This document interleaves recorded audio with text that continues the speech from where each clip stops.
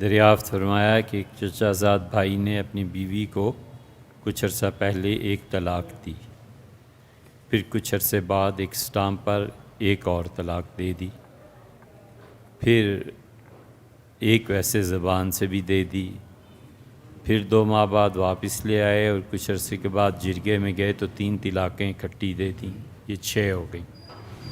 پھر ایک طلاق ہفتے کے بعد پھر دے دی، 7۔ پھر 2 مہینے بعد ایک طلاق دے دی، 8۔ پھر تیسرے ہفتے ایک طلاق اور دے دی، 9۔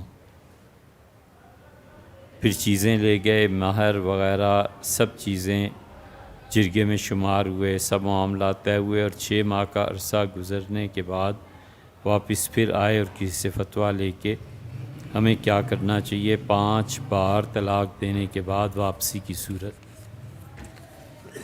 حضور اقدس صلی اللہ علیہ وسلم کے پاس ایک آدمی آیا تھا اور اس نے کہا اللہ کے رسول،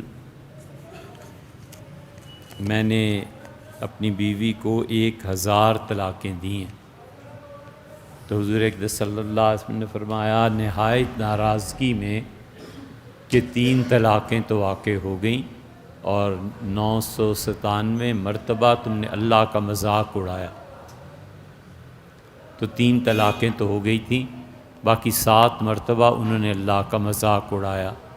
اسی لیے سورہ طلاق کو پڑھیں، سورہ بقرہ کو، سورہ النساء کو۔